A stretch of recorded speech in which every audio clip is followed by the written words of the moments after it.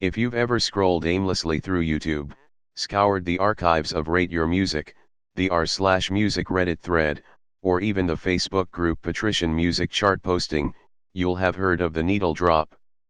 The 2010s had a rough relationship with taste-making. Between streaming algorithms, social media, and Gen Z's increased disillusionment with traditional media, demanding the attention of the masses became more difficult than ever. However, despite this overwhelming freedom of choice, the voice of the needle drop, that is, Anthony Fantano, played a huge part in transforming the way young people consume, discuss, and discover music over the decade. As YouTube's reign as the content platform of choice continued, the internet's busiest music nerd became an essential vehicle for criticism and a trusted authority on both underground and mainstream sounds. Launching in 2007, his reviews and discussions have amassed 525 million views across 3,100 videos, and with over 2 million subscribers in tow, the reach of his opinions is vast, spreading further every day thanks to his cult-like following. So what is it about the melon that has made him a crucial voice in modern music criticism? The internet's busiest music nerd. Fantano was one of the first critics to jump on the unstoppable YouTube train, allowing him to carve a niche and offer an alternative to traditional outlets. His reviews are engaging, often funny, and disseminate musical elements in an easily digestible manner. His scoring system, a light or strong number ranking out of 10, made it exceptionally easy for fans to gauge what is good and bad, or as of 2017, not good.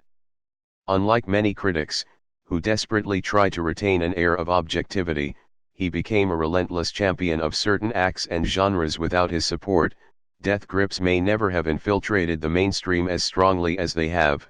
Modern hip-hop's dynamic impact on culture may not have permeated internet discourse with such speed, and PC music might have remained a wacky, obscure offshoot of pop music. Industrial rap monolith's Death Grip's rise is a prime example of Fantano's enduring influence. The collective's 2012 album The Money Store was the first record deemed worthy of a perfect 10/10 rating by the needle drop, and remains one of 5 albums to have ever received the honor. Fantano was undeniably Death Grip's first high-profile stan. His love for the band became a running joke amongst his tight-knit fan base, with memes and Facebook pages honoring his fandom for the off-kilter act. If you take a peek at Death Grip's related artists on Spotify, Fantano's curative power is clear. Experimental rock outfit Swans, grind noise purveyors Daughters, lofi acoustic group The Microphones, and art pop legends Shiu all appear. Musically, these acts share little in common. Their commonality is the high scoring Fantano has given to each artist in the past.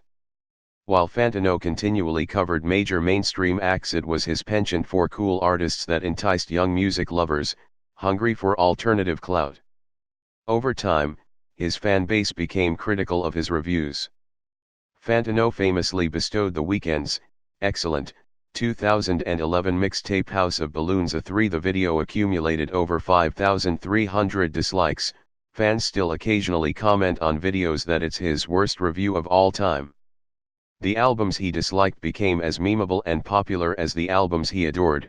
Kid Cudi's infamous 2015 offering Speedin' Bullet to Heaven spawned a sad 0 rating, in turn, fueling a meme machine that would last for months. His honesty has often resulted in frank rankings of universally acclaimed records. Kanye West's My Beautiful Dark Twisted Fantasy was controversially branded a 6, Kendrick Lamar's 2017 masterpiece Damn! A 7, and Childish Gambino's Camp an abysmal 2. These reviews became running jokes among fans, helping to foster the community. Fantano's no-holds-barred approach to critical darling acts made his reviews essential viewing for all hyped releases, especially in hip-hop, with fans even attaching the color of his flannel worn in the video to the rating given. If he wears the yellow flannel, it's generally a good review. Recurring segments like Yo No Review and Let's Argue genuinely allowed fans a space to interact and feel as though their opinions mattered to his operation just as much as his own did, a humanizing, connective element often missing in traditional music writing. Memes as marketing. Fantano capitalized on booming meme culture early in the game.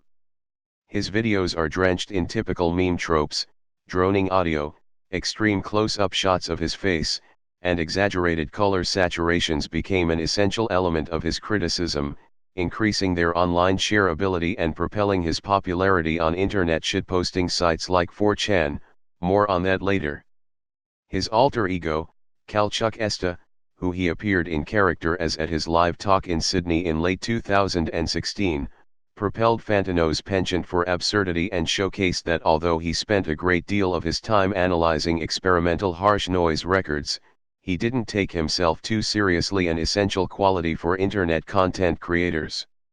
If you needed any more convincing that Fantano continues to remain at the apex of internet meme culture, he appeared in the video for Lil Nas X's Old Town Road remix early this year as an Area 51 guard. A more succinct summation of what it meant to be online in 2019 could simply not exist. Do you love it? Do ya hate it? While his shitposting expertise may have helped garner a fan base of equally committed music-loving meme makers, it has left traditionalists asking whether Fantano is really a credible critic. Fantano's 2017 review of Lord's world-beating pop megalith melodramas showcases his aversion to the traditional review form. The video displays a sophisticated musical analysis of the record, diving into how gripping tension is created, vivid descriptions of production embellishments and harmonic elements that elevate the emotion. However, like most of his reviews, it is presented as a stream of consciousness, with strong emphasis placed on elements he personally likes.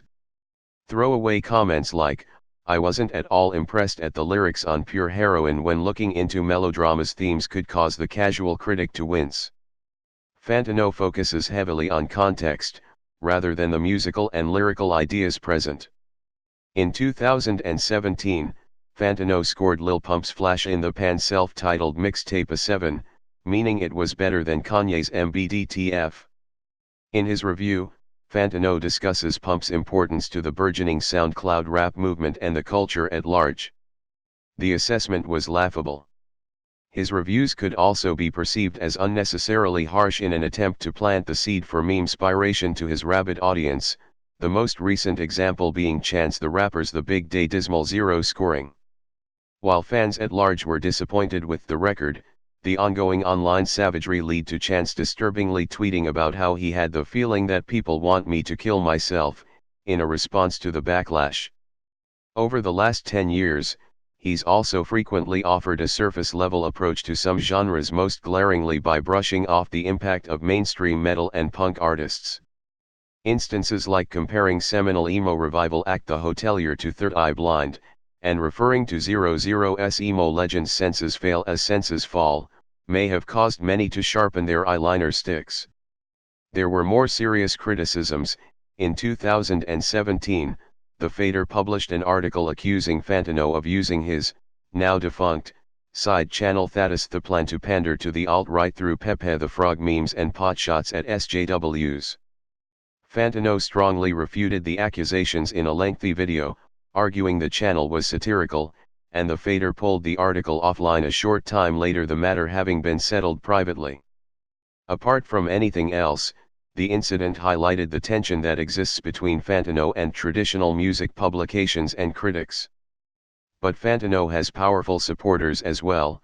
Revered critic Robert Christgau praised his success, noting that he seems to have figured out a way to make some kind of living by disseminating his own criticism in the online age. That's an achievement. His self-branding as the internet's busiest music nerd may not pass as a qualification to music journalists who exist in traditional media. However, as Vice pondered in 2016 as to whether the album review was dead, Fantano's left-of-center approach to the form has proven its enduring relevance. What would ya rate it? Fantano ends each review with the simple reminder, "Y'all know this is just my opinion, right?" Those simple opinions have carved out a mini-empire and made him the most famous music critic on the planet. Whether you love him, rate him, don't know what to rate him, the fact that his unfiltered discussions continue to capture millions proves that fans are more eager than ever to dissect the nuances and intricacies of their favorite artists. 13 years into his tenure as the internet's busiest music nerd, Fantano's influence isn't showing any sign of abating.